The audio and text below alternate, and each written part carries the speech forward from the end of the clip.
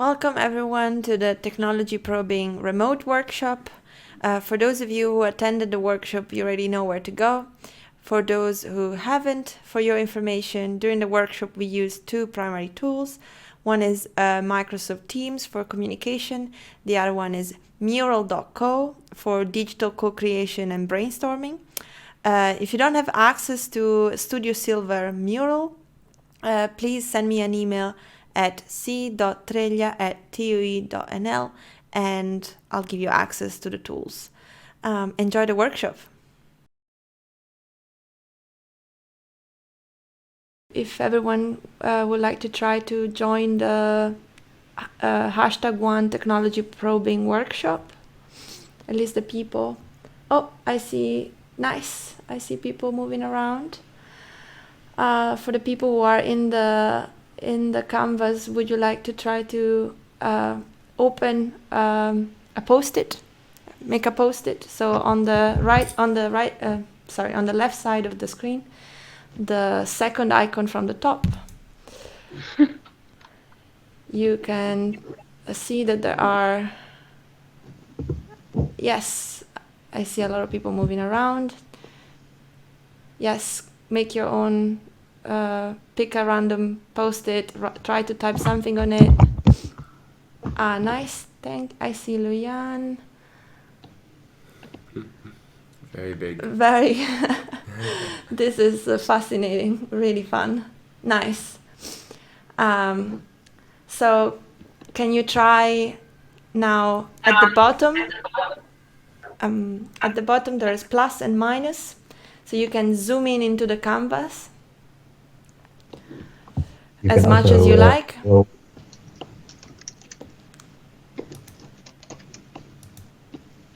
I see people getting creative. Nice. Yes, so basically today, if you're able to use the Zoom and you're able to use the post-its, then we're sorted for today. Welcome everyone to this technology probing remote workshop. This is the plan for today. So we have already gone through a little online test of the tools we're going to use today, and I'm very pleased that everything is working fairly well. I'm going to give a rather short presentation about technology probing for around 15-20 minutes. Then I'm gonna answer your questions, and then we're gonna take a little break. During the break, we're gonna switch to mural.com. If there's any problem with that, contact me through this chat that some of you have already used.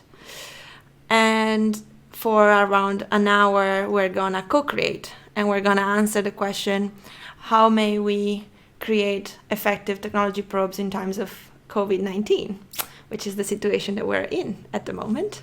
And then we're gonna end with a small recap and feedback. So next. So the guidelines for these presentations are that if you're not talking, please mute your mic.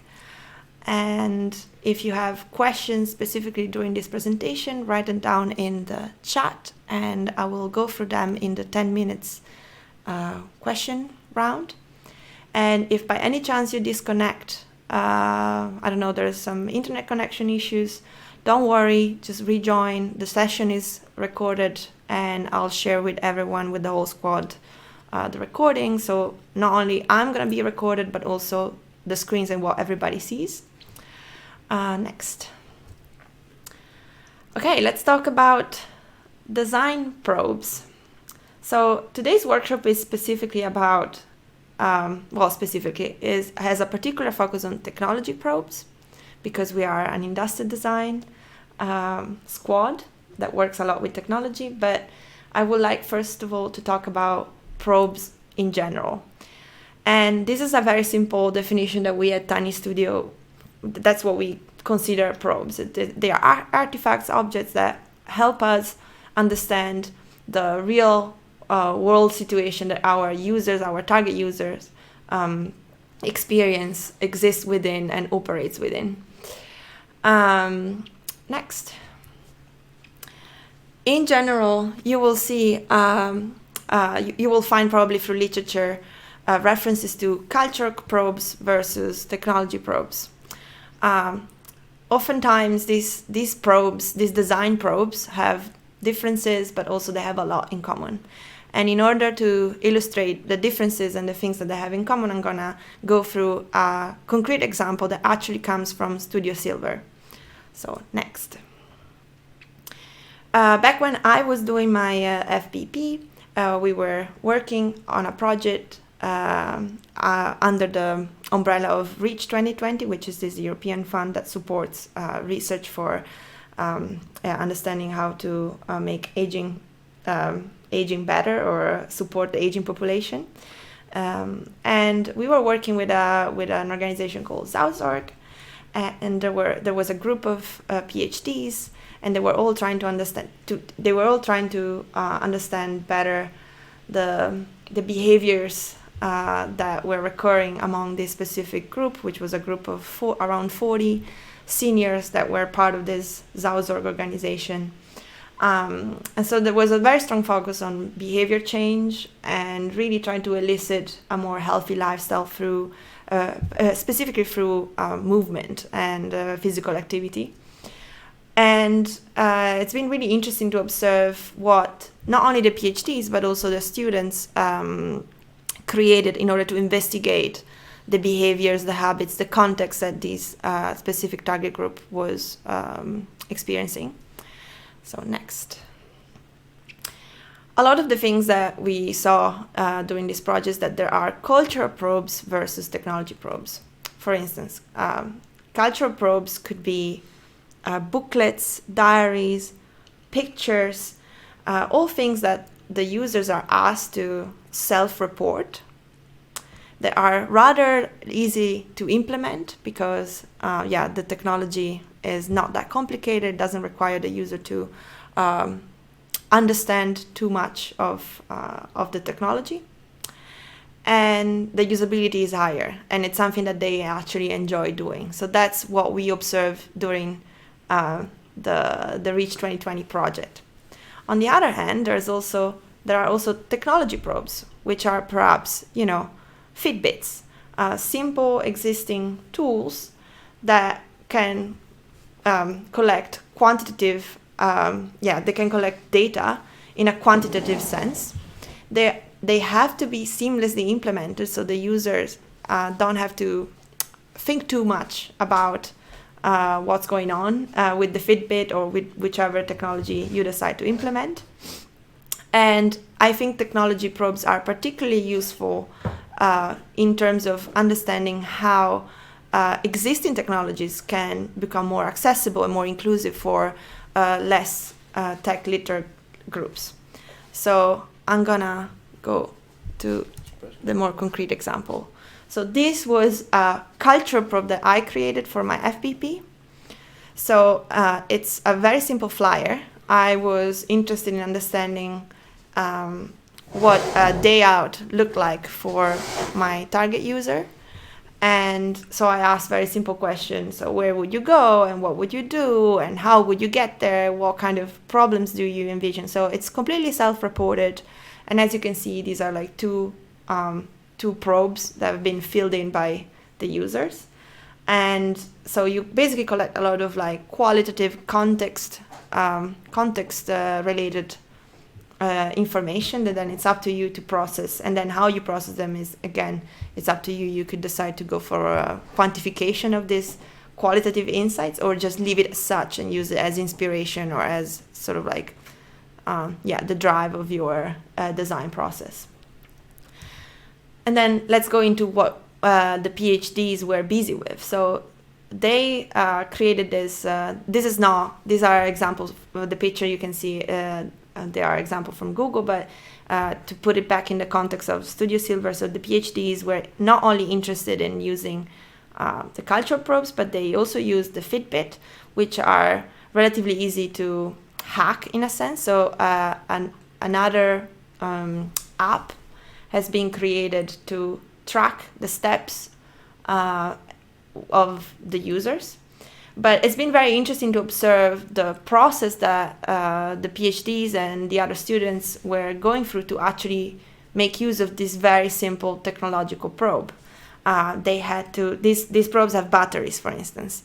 And once the batteries would run out, then we would have, for instance, a gap of data. So how do you deal with that? Or, for instance, some users found the tactile feeling of the Fitbit really annoying because it's a rubber thing, and on the skin of a maybe 80 years old person is not perhaps ideal. So they hacked the probe themselves. Maybe they hang it around their neck as a little sort of like medallion. Some of them found other hacks inside their shoes. So there was a lot of flexibility from the user side on how to adjust it. However, there were a lot of issues depending on what solutions the users found for themselves. The technology wasn't always reliable, or wasn't always working the way it was meant to be working. But on the other hand, the quality of the insights that came out of the data was also pretty remarkable. And so we could run, the PhDs could run a longer study with this technological probe and have more like longitudinal insights about the behaviors. But the most interesting thing has been also to see the combination of the two. So at the same time, our users were using booklets and little diaries that were compiling with more qualitative insights about their life and what they eat and what they do and who they see, while also having this Fitbit with them to track more their physical activity. Next. So in the context of more digital products, it's interesting to see how we could benefit from both worlds. So the more qualitative aspect, more context aspect of cultural probes, while also infer some insights from a technical perspective. And I'm gonna give you in a second an example. Next. So this is another project I worked on during an internship. So we were developing a new concept for an IoT, Internet of Things based insurance service for personalized policies. So the whole idea was around, if our house was filled with smart devices, we could use the computing power of these devices to create hyper-personalized risk insurance, liability insurance policies that were very data-driven. So instead of like having these blank policies that are a little bit detached from the actual risk that you're running, we were wondering how can we use these technologies to actually create hyper-personalized, very risk-based policies. So we decided that creating the actual the actual infrastructure of connectedness of all these devices was something perhaps not in the scope of our project, but we decided to focus more on the sort of like the experience, the usability side of like such a concept for the user. So we created multiple probes, which are these digital mock-ups, so to say, and this can be done through different tools, for instance, InVision or Adobe. And we can have very quantitative results by asking our users to perform a certain task using the different probes. And we could do that by recording the screen or just by observing them. So you could really see, for instance, you could say, well, please go and find a section where you can ask for help, or find a section where you can purchase a new policy. And you could observe, for instance, the difference between probe A and probe B and see, okay, maybe probe B has some elements that make the user move slower, or the user is confused by this button, or, these kind of insights can become really useful because they're both quantitative and qualitative at the same time. Another interesting thing would be to is that we created a fake chatbot, and I think this is not particularly genius, but it's interesting. When you have a concept that actually entails the use of a chatbot, it can become a tool for the designer to actually understand what kind of problems the user runs into and how would like a real life use would be if the user could reach out to someone through a chatbot. Then once again, the cons of these probes is that there's very little open-endedness to these probes. Obviously, the user cannot change or adjust the probes to their needs because they are like a fixed small prototype, so to say. And yes, so in terms of behavior change, that's something that people may want to look into. It's very hard to have a logging capacity within these probes, because you basically, as you could run tests multiple times or ask people to run a test, 2 or 3 times a day, but still it wouldn't be as the same as, for instance, having a diaries. You wouldn't have the same kind of quality.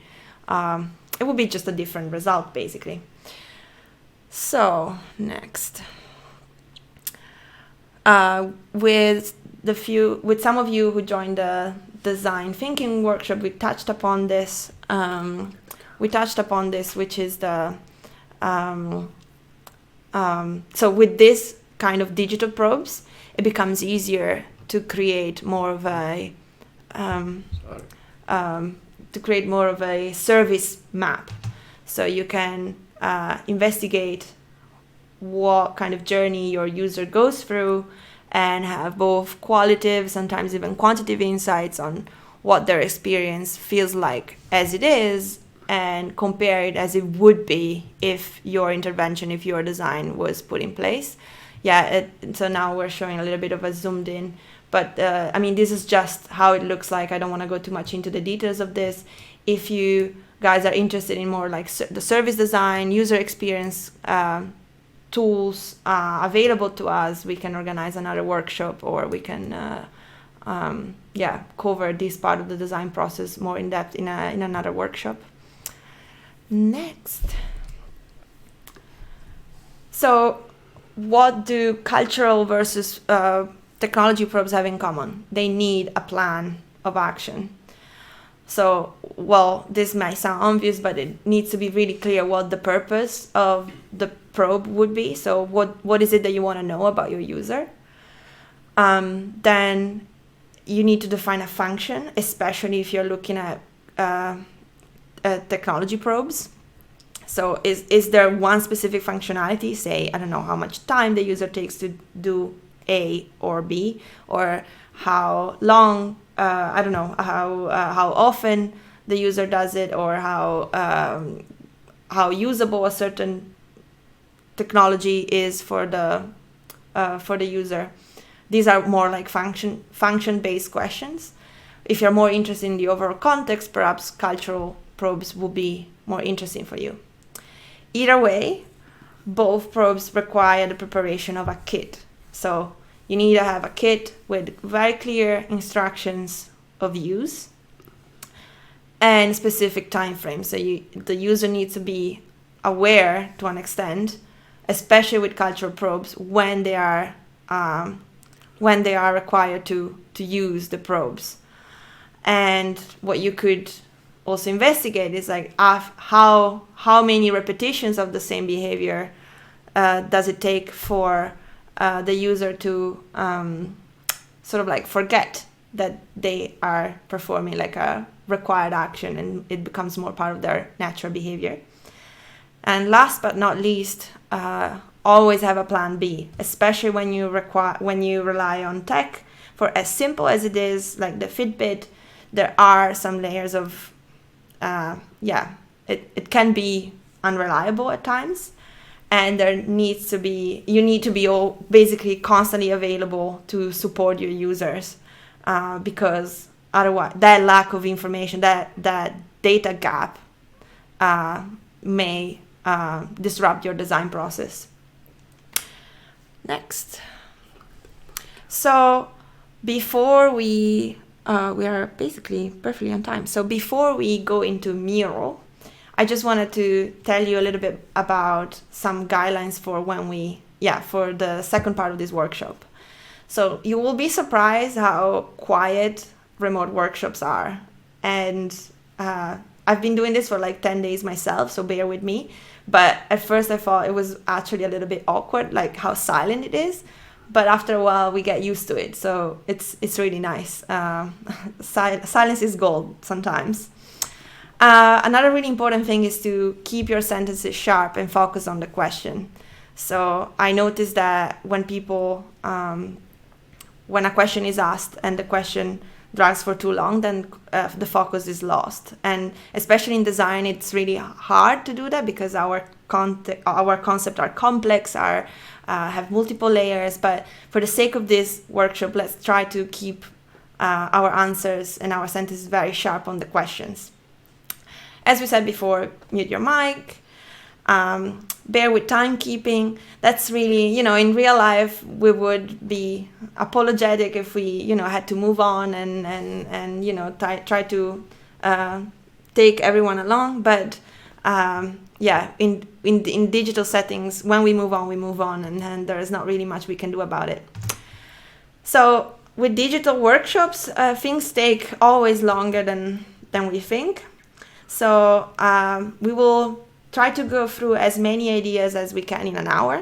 That's why I haven't really set a time specific for each idea. But all of you have access to the canvas, so if you want to keep working, the canvas is available to you. Just please do that. It's really great. And I think it's also a great opportunity for us to discover Mural, because it's something that I discovered myself 2 weeks ago, and it's just really, really cool. Especially if you want to do more work in the service, digital product kind of realm. It's really, really nice. Next. Next. There is one last slide. Yeah, it's there. Oh, yeah, okay. So let me run through the approach. You probably have seen it is also on the top part of the Mural canvas. I'm going to first go through the technology probing canvas. Each of us will have a unique ID, which is a combination of a color and a post-it shape. I hope it's enough combination. I think it is enough for all of us. Then a concept owner, which is going to be one of you, will explain an idea, focusing specifically on okay, this is the idea I have, this is my target user, and this is the purpose I want to achieve, this is the goal I want to achieve. Really sharp, 2-3 minutes max. Think of your last presentation a couple of weeks ago. It doesn't have to be complicated because we're going to brainstorm on it. So just keep your concept very sharp and clear. Then we're going to individually brainstorm for around 5-7 minutes on the overall canvas. The concept owner will have the chance to ask questions if the things written on the post-its are not clear, because obviously the brainstorms are about her or his idea. And everybody else, if you have questions, ask them on this chat, on the Teams chat. Then we're going to do a little voting round. The top 3 ideas that can be easily adjusted for remote implementation, so really focusing on these current circumstances, is which are the best 3 that can be more easily turn into remote prototypes. And then I will, after the voting, I'm gonna summarize the top 3 and put them at the bottom of the canvas. So for the concept owners, it's gonna be a lot easier to see them and keep working on them. So let's answer some questions on the chat. I don't know if there's some questions have popped up during the session. Yes. No, there haven't been any questions. Oh, okay. Do you guys have any questions?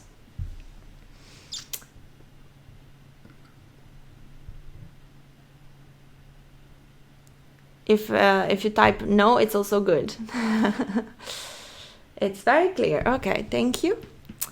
Also more in the technology, so more in the first part of the workshop. I think the same. All right.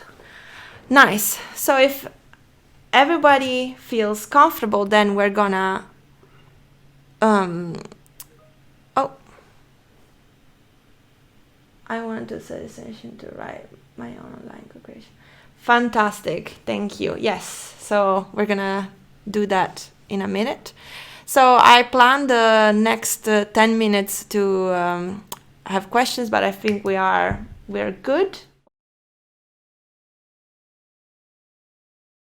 So I would encourage everyone to zoom in into the part of the canvas that says concept 1. Oh, concept 1. So that's a bit much. Concept 1, please.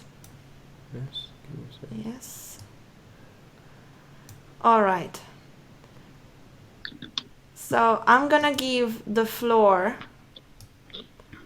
So I think I assume. Oh. So I think everybody's here. Yeah, fantastic. Thank you. Thank you, Aska.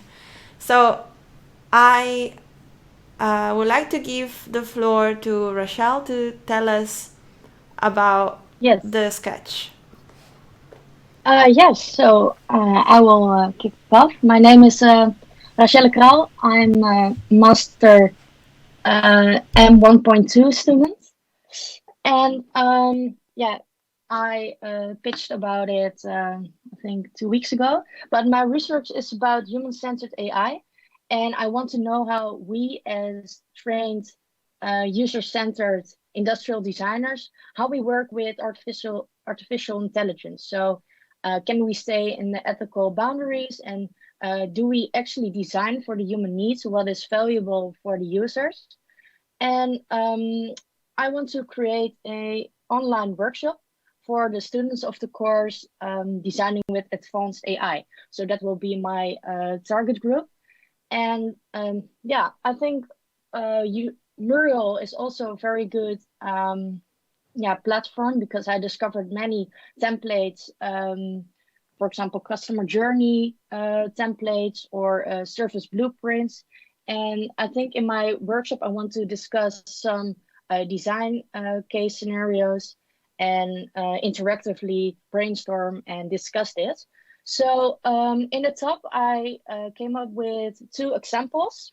I want to do a co-reflection workshop. So I want to discuss with those designers of the course, how would they design differently with the user perspective in mind, because the course now is really focused on the technical part. So I want to reflect on that course and on something that we can come up with something else. I want to do it very visually, so you can see that in the concept now. And also, those are 2 examples which sparks the imagination. And a co-reflection workshop is really about, it's something already in the current societal context that everybody knows, but it invites you to envision a new reality. So my first example, if you can zoom in really on the drawings, is a recommender system for storytelling in YouTube. So I drew 4 steps, sort of customer journey. So you're real time in YouTube, and then the system sees that the amount of viewers will decrease, and then suddenly a new character is introduced, and there exists the love story, and then so in real time the story is adapting, and this is actually based on how we train the system. And a second example is AI generated recipes based on professional chefs, but when the user adds, for example, a suggestion, I want to eat black beans today, they generate new recipes, and the user will rate this, so it will change over time and it will adapt. So those are just 2 random ideas. I have to, of course, develop the content. I'm now also interviewing those students with a with a questionnaire, and the teacher of the course I also interviewed. So this will add value to the content I will discuss during this co-reflection workshop. But yeah, if you have any suggestions, for example, okay, in this co-reflection workshop, you have to have some post-its, just like this mural template, to add, for example, the role of a designer, or the role of the system, or the role of a user, that you can add, for example, all different notes on a use case scenario like those two. Yeah, if you have any tips, or yeah, how I should do this co-reflection workshop, then.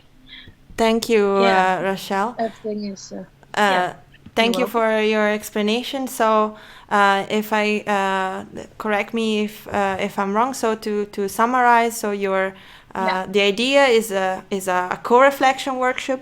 Your users yeah, are ID students, and the purpose is to yeah, understand how we can use AI in a human-centered way.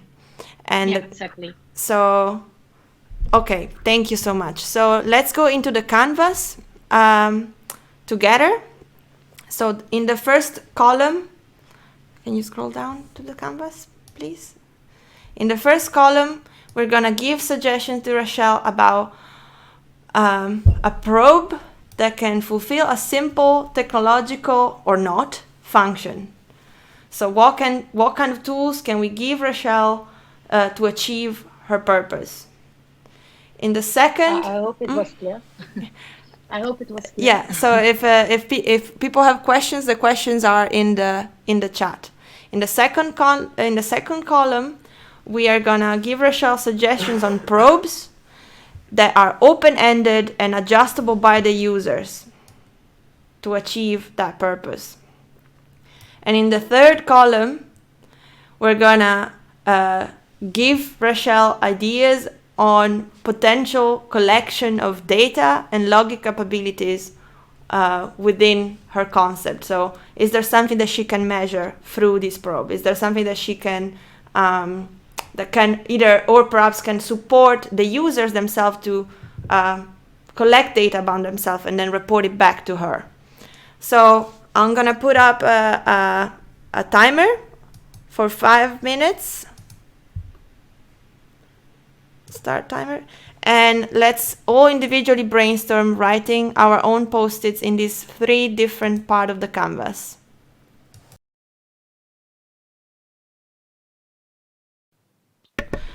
I see a question on the chat. Maybe Rochelle wanna re-clarify the purpose of your concept and your user. Yes, of course. So in short, my concept right now is to create a co-reflection workshop for design students from a particular course at the TUE. And yeah, in this co-reflection workshop, we will go over 2 scenarios of AI. And those 2 examples are, for example, above. So during this co-reflection workshop, we will go over every step, just like a sort of use case scenario. And I want the participants to add critical notes. So when is it, for example, not transparent for the user what the AI system does? So I want them to add critical notes on, for example, when this AI scenario is not really based on ethical boundaries, or for example, doesn't reflect on the user needs. So I want the design students to also keep the user experience in mind. And if I will do that by some concepts or or give more in-depth about the examples, for example, above. That's what I'm not sure about, but so it's very in the beginning still, because I'm interviewing the students and the teacher, what is his vision about what is human-centered AI. So which human-centered principles do you want to test? Right now I have a list of some principles. For example, like I just said, the human should always have control over a system. For example, right now in a chatbot, the human can ask questions to the chatbot, but when the chatbot really don't know, he will be guided towards a real person. So we should not really rely only on the technology, but also some human needs is that if it become really complex, they can't really rely on the technology, but also on humans. So that might be one example of a principle I want to discuss in this platform.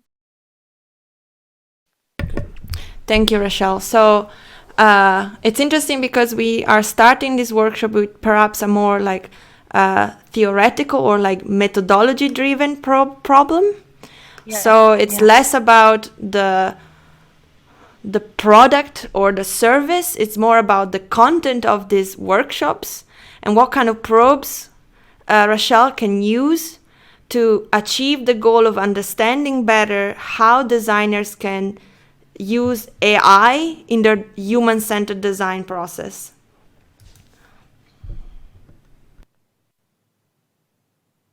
Yeah, my aim is to get a grip of some guidelines for the design students to use to really have that human centered focus during this AI course, because we rather design systems that are automatic systems, but actually why can't we design, for example, to advise users instead of automation? That's maybe more in depth right now in my research. I hope you understand it, but I see some really good tips already where I should focus on. It can be, so I see questions about, can it be a technological probe or any probe? In this case, it's really about creating like a fit for purpose probe. So if it's technological, it can be technological. If it's cultural, it can be cultural. So I think I would just call it probe. And I see a lot of the answers have to do, are framed in the perspective of doing this in remote. So this is for the voting session of this exercise. So try to be really open-minded now in terms of like, what would you do in a normal situation where you could actually interact with your users in person?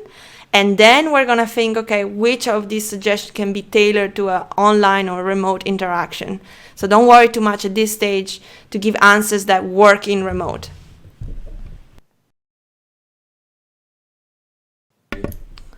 So we'll give it the rest of the 5 minutes. So, and we'll see where we're at the end of when the timer goes off.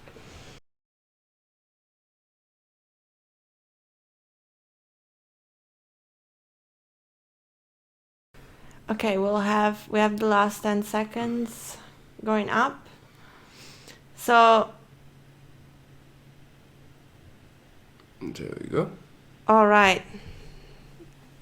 Thank you, everyone who contributed to this brainstorm.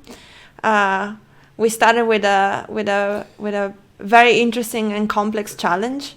So I'm very impressed with also the level of insights and suggestions that you guys generated.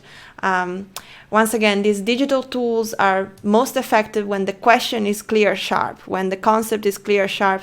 And of course, when we're still discussing about processes and approaches, the question may be more open-ended and more flexible. So yeah, it's also interesting. It's more for a reflection at a meta level, like is this digital tool sufficient enough to satisfy this more meta level, process level questions. So before we go into voting, are there more last few seconds for input? And otherwise, I will also delete the empty post-its that have been left on the canvas.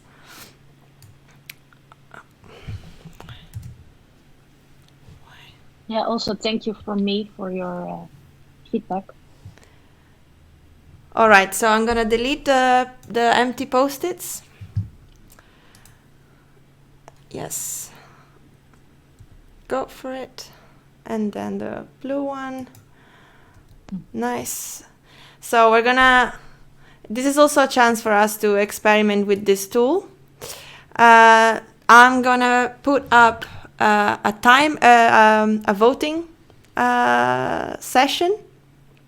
So each of us will have 3 votes to start voting session. So I'm gonna write the question, which is top 3 ideas, which for ideas we mean the content of the post-its that are most easily implementable in remote settings. Wait. Oh, yes. So click on 3. Next. So now all of you have 3 dots, and you can read through the notes and select your best 3 ideas.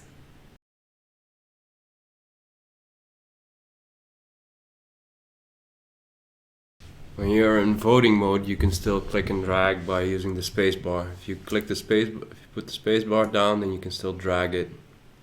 We just incidentally voted on the entire canvas 3 times. So if you vote on something and you want to retract your vote, hold shift and then click on it. Yeah. So you take back the vote. Yeah.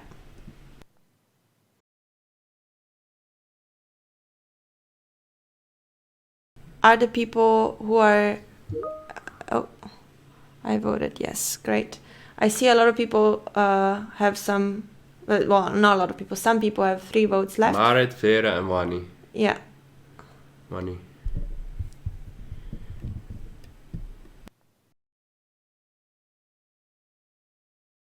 Okay.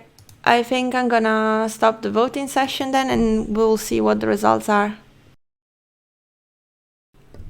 Nice. So now we have the top 2, and yeah, you can have a big visualization of all the results. Very nice.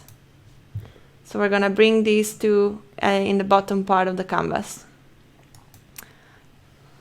Can you zoom in so that I can read them? It is 9. Yeah. There you go. So create an application for participants that switch it from the 9 is covering the sentence to more extreme ones. Participants can press stop whenever they think it has become too extreme. And then the other one, matrix to cluster ideas from desirable to undesirable, or let participants decide what values matter to them based on insight survey. And then the one with 6 on the top. Enable participants change the scenario to their preference. Preferences maybe look at co-constructing stories method. Nice. Great. Thank you. So we're gonna drag these post-its down in the bottom part of the. Oh, there's Somebody somebody already saw. self-selected the best ones. No, it's okay. Let's just put them up in the middle one. This is in the middle. Oh, Discord is more of a technical. Yes. Discord using. And then using manage Discord with old people. expectations. Yeah, so it's more a function, I guess. So it's the. In the middle. And then we'll bring the top ones in the bottom. Yeah. All right. Thank you everyone for this session. As expected, it lasted longer than we planned. Hopefully, now that we have run this test run, thank you, Rochelle, for lending your concept for this first test. Hopefully, the next sessions will be a little bit quicker. And I want to give the floor to the next team. And so let's move everyone on concept 2, the parts of the canvas that says concept 2. All right, you guys, you have the floor. 3 minutes. Yeah, my name is Evan, and I'm with a group of 3 other pre-master students, and we were assigned to implement a certain sensor we were provided. This sensor is a pressure sensor. It's a flexible pressure sensor, and they want to use this sensor for ergonomists, so people who look at people's movement in a working environment, implement this sensor for people during a physically demanding job. So for instance, you have farmers which are very active and they have a physically active job, and they encounter like problems in their work, for example, back problems. And we want to see how we can use this flexible pressure sensors in a tool so ergonomists can see from a distance if they are if they did a bad movement. Maybe they lifted something with bad posture, so the ergonomist will get feedback on how the user, on how the farmer in this example did something bad. So for instance, one thing that comes to mind is like a piece of clothing with the sensor attached, but maybe we can think of other solutions because now we're focused on clothing very much. How we can implement the sensor for other settings. And yeah, we focus on physically demanding jobs and specifically on the lower back problems, because we saw that many different jobs have problems in the lower back. But it's maybe also nice to explain that we don't have a tool that's like in a chair or something, but it needs to be like a wearable. So keep that in mind when thinking about possible ideas. And at the top part, you see a picture, a rough sketch. It was like a piece of clothing with these sensors implemented. And yeah, that's an example of what we're thinking about right now. But maybe we can all co-create something that's different from a piece of clothing, or just elaborate on the clothing aspect.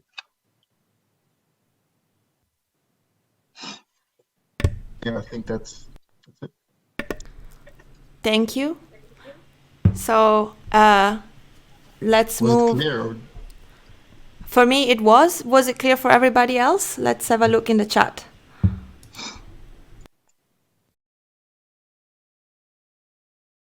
We're receiving positive feedback. It was clear. So Okay. let's move into the canvas. Once again, first column for function, second column for open-ended and flexibility from the user perspective, and third column logging ability and data collection. And I'm going to put a timer for 7 minutes.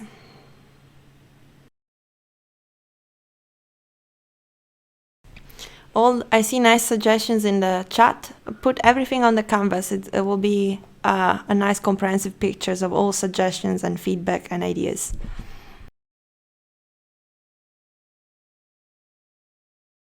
So Ritchie, you're referring to the next session, to the concept 3, feel free. I can also, if you allow me, I will perhaps take screenshots of the document that you uploaded so that people can already put it. No, I'm referring to concept 2. Oh, sorry. Okay. Yeah, go for it. But put it on the canvas. So that's everything is in there.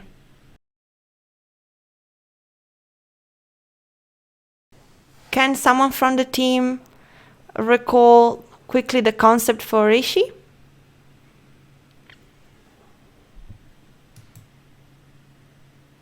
Hi. We don't have a direct can you hear me? Yes. Okay. Yeah. We don't have one concept at the moment. When you see the 4 pages with sketches, these were all different ideas with different target groups in mind, like different jobs, like farmers, transport employees, and industry and construction site. So we were thinking of different ideas how we could implement the sensor of TNO to help people with lower back problems. And we took 4 different jobs to look at it to gain more ideas. And at the moment, we're now mostly working with the main idea that's on the right. And it's like a belt or a suit that has the sensor attached to your body really close, so it can measure your movements. So thank you. So from the chat, I understand that the request is really some notes, some written notes. If you have maybe a couple of sentences, your how may we's, or that you can post in the group chat, that would be helpful. Thank you guys, you are mastering the mural tool. Really nice.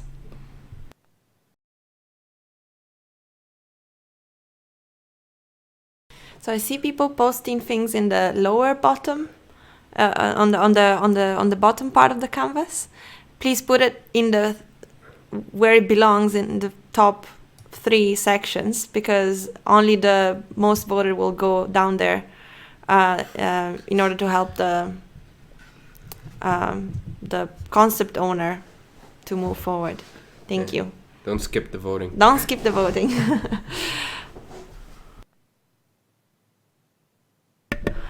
All right, time is up. Is the team satisfied with the what they can see at the moment? Because if it's okay, I will start with the voting of the most implementable for remote testing. Yes, nice input. You can start the voting. Okay, thank you. So the question again is like top 3.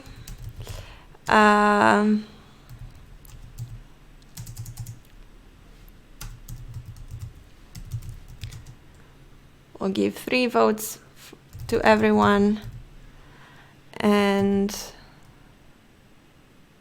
not 3, top 3.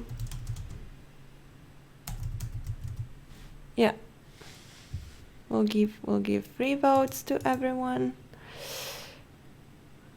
and we'll give it maybe another 5 so that everybody can read their votes, their notes.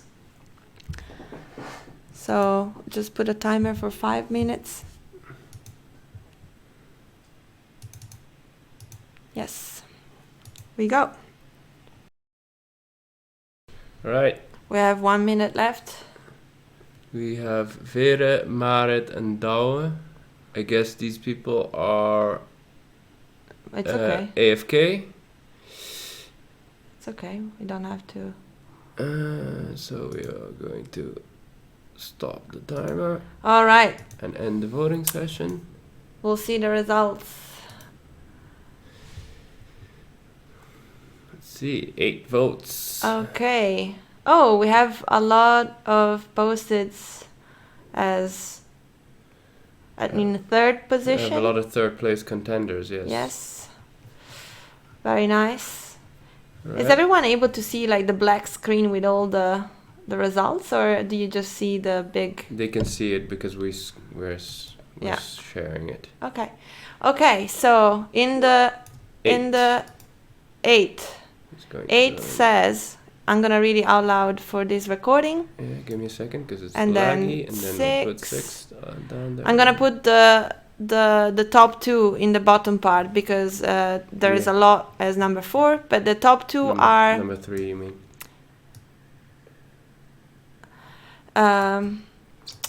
Try a mock-up.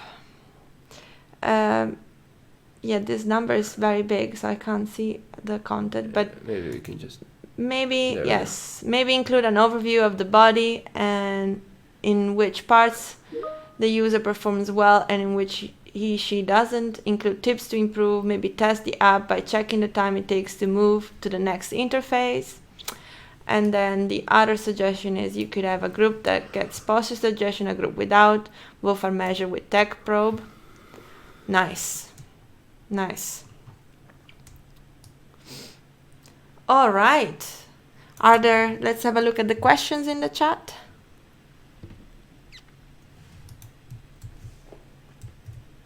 There you go. Everybody sees the black screen. Thank you. All right. Thank you, everyone. Let's move on to the next concept, unless there are questions about this one. I assume everybody's being quiet, so let's move on to concept number 3, Ritchie's concept. Ritchie, I'll give you the floor. Tell us about your concept while I put a timer for 3 minutes. Hello everyone. Okay, can everyone hear me? Very well. We can hear you very well, Okay. Rishi. Thank you. Cool. So I have this concept. I wasn't sure what I should in the announcement when I was supposed to upload something, I kind of wasn't sure exactly what I was supposed to be saying during this time period, but I guess it's idea user purpose. So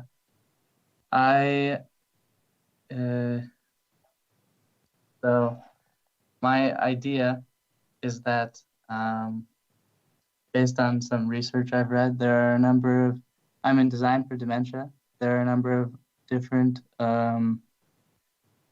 activities that people can perform at a younger age than say 65 plus that sort of strengthen the prefrontal cortex and hypothalamus and amygdala in your brain, and they make it less likely that you would develop symptoms of dementia later in life.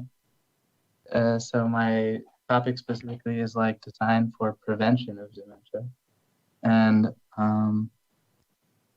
maybe if anyone remembers my presentation, I gave a list of examples of research that was done about kinds of things that people do that have been proven to strengthen your brain in this way. And one of them is being able to play a musical instrument.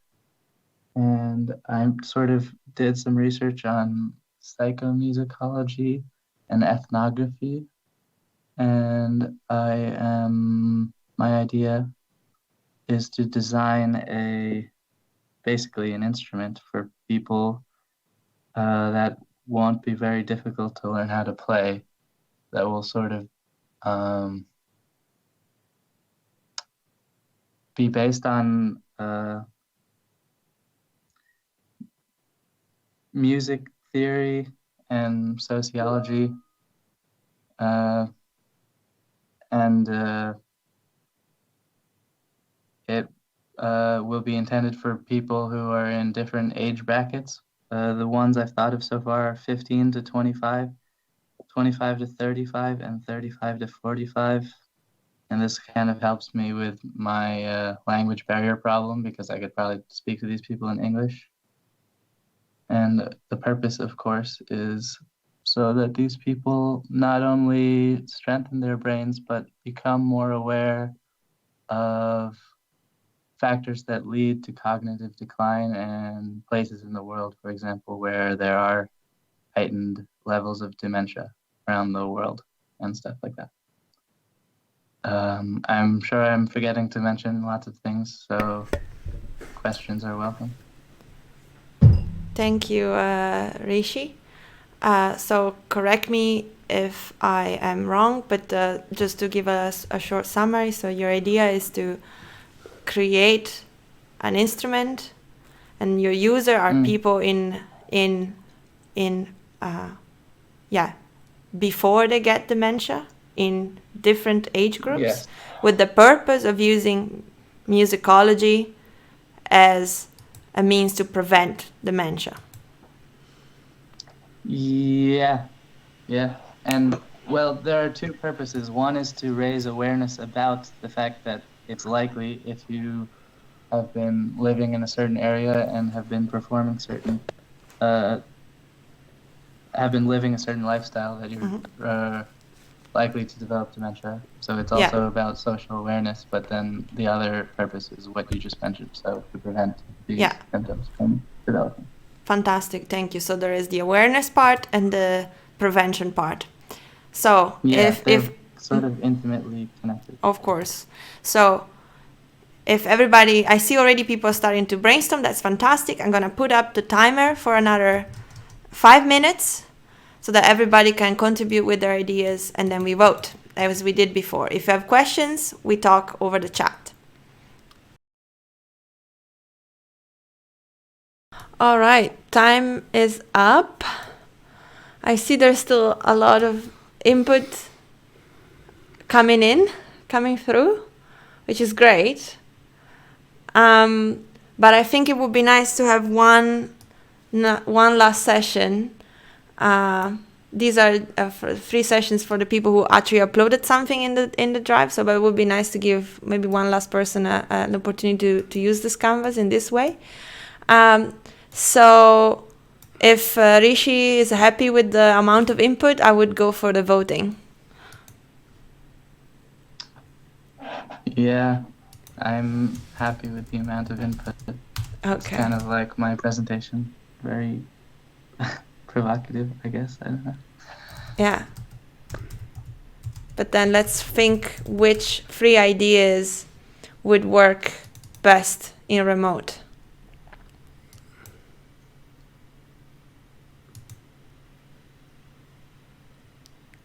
The voting session is starting. We'll give it a 5.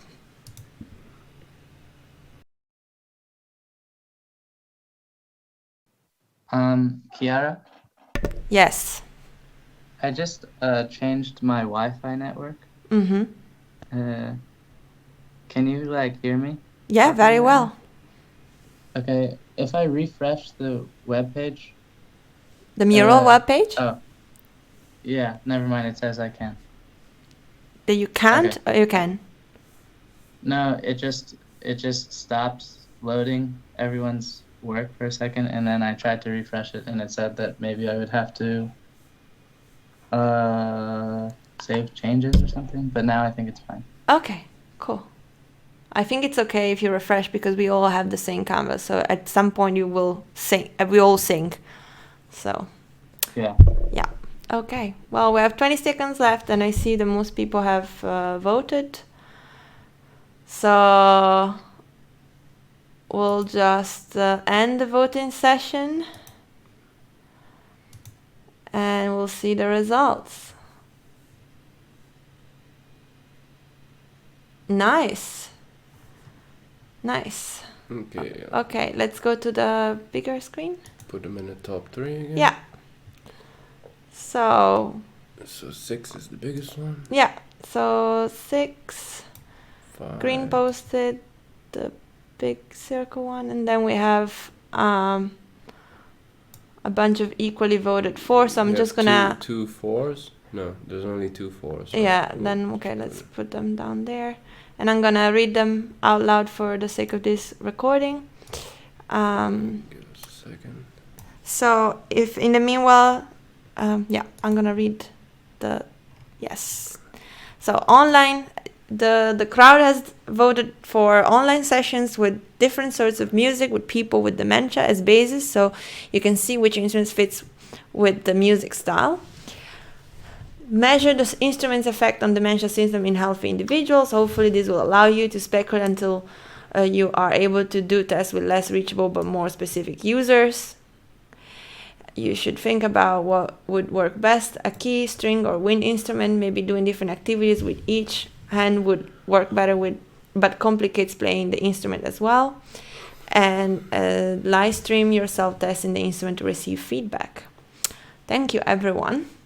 So we have the last 20 minutes, which originally have been meant for feedback and recap. But we could also open up the floor for one last concept, if there is a volunteer for that. Let me know in the chat if we have a volunteer. Oh.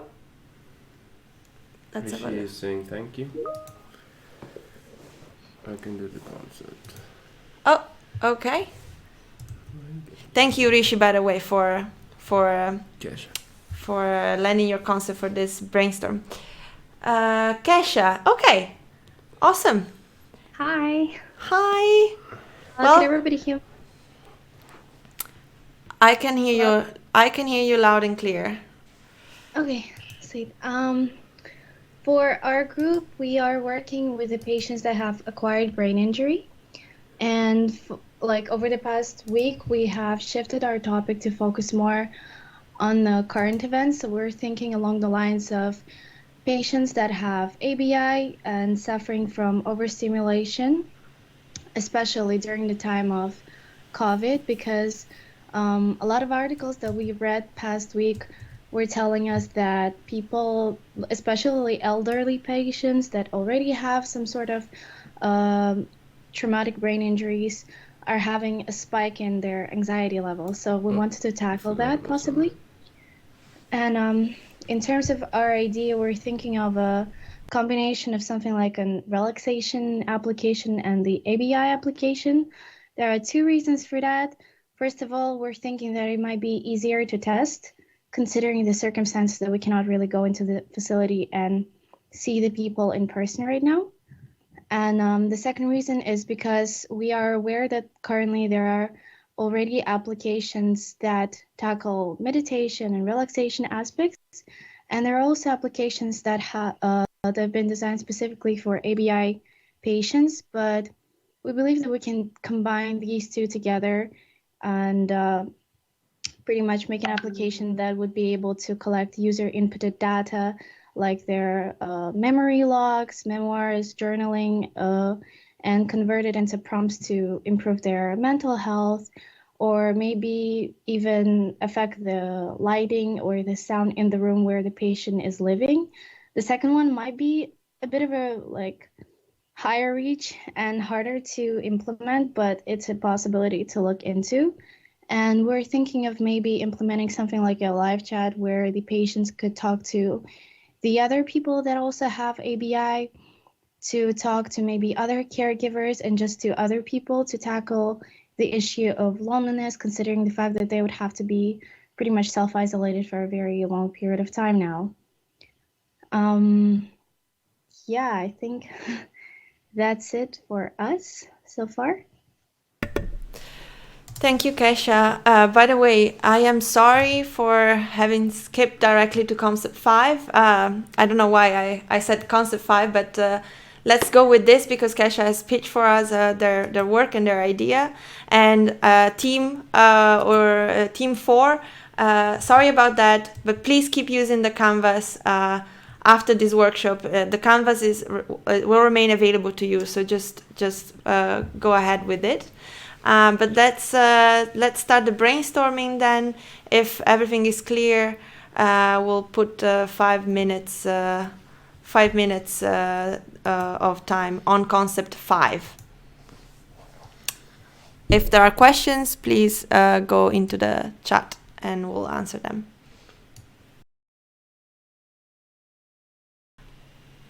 Okay, time is up. Thank you everyone for contributing with your ideas.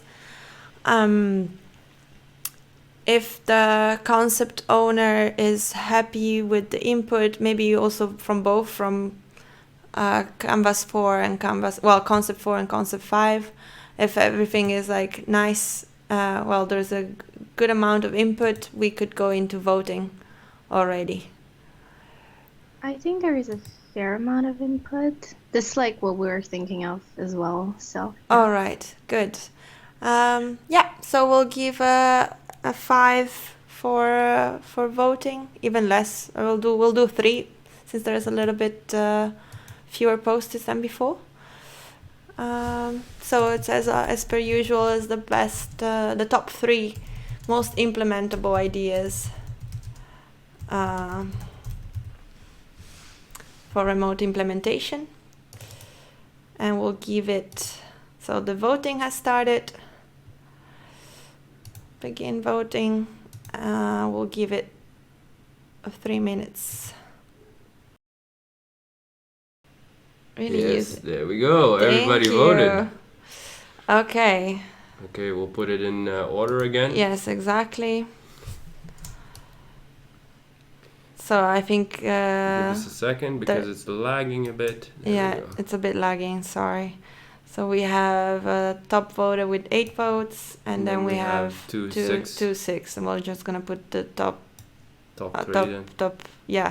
You wanna? Like this. Like this is good. So I'm gonna read out loud for this recording the content of this. Give me a second. So, diary studies in which the participants can give feedback on what prompts do or do not work for them. Questionnaires or surveys to measure emotional state with or without relaxation prompt. Maybe create a simple survey interactive interface to connect colors to set moods and then take this into the further aspect of the concept. All right, thank you everyone. So we have 5 minutes left and I would like to perhaps answer questions or feedback if you can share it through the chat. And if you have ideas on how we can do this better for the next time, I'd be happy to collect the feedback through the chat and also answer questions if you have any.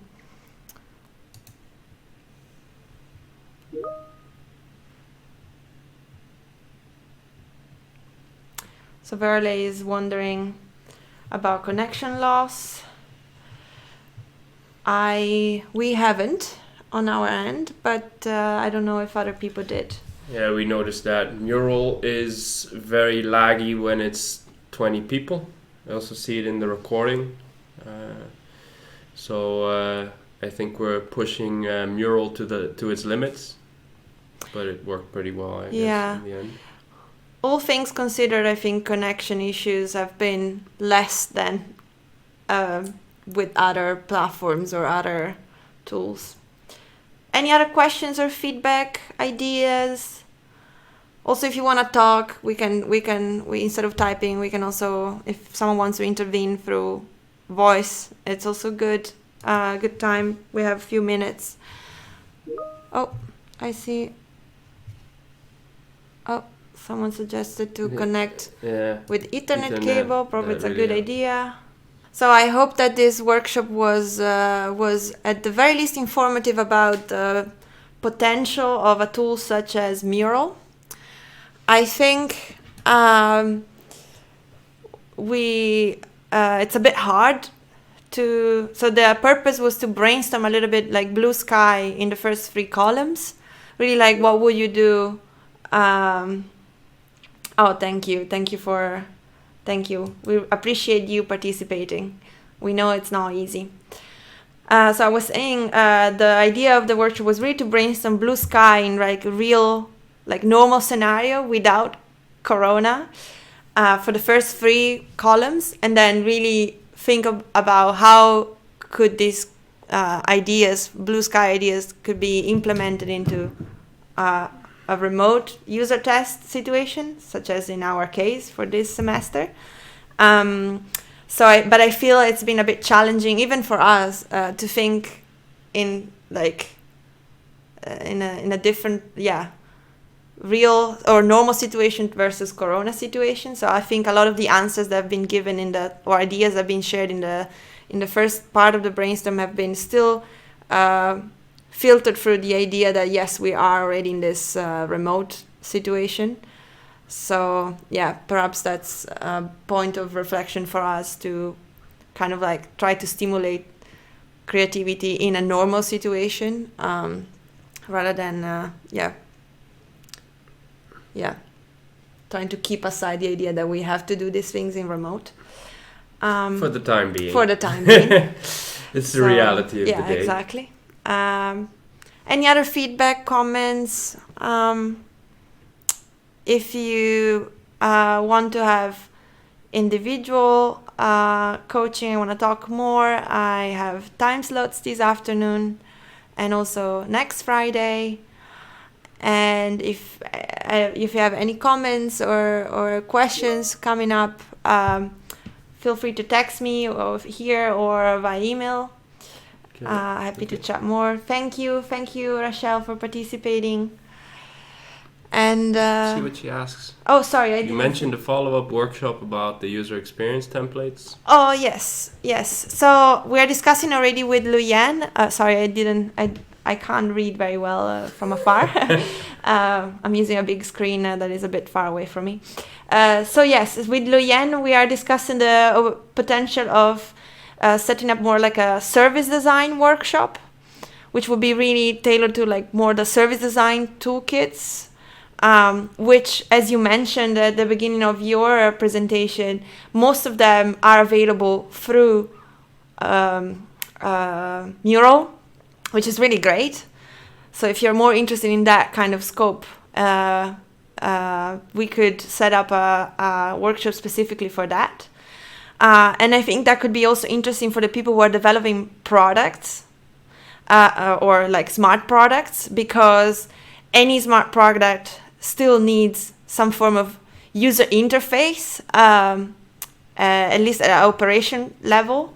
So whether it's the ergonomist or the physician, even if the user themselves don't just use the product and don't have perhaps an app with it, there is someone that has to control sort of like the digital interface at some point. So that it could be also interesting for people who are developing products, so we can think more in systems rather than just isolated products.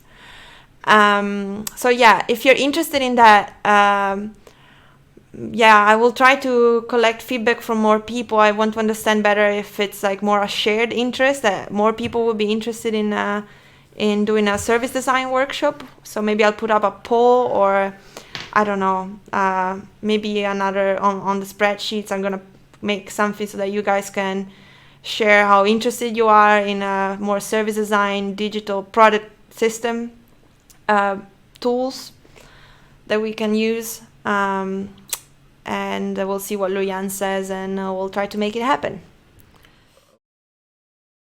Congratulations, you made it to the end. If you have any questions, feedback or suggestions, please reach out to us at c.treglia@tue.nl. Thank you for watching this and see you soon. Bye.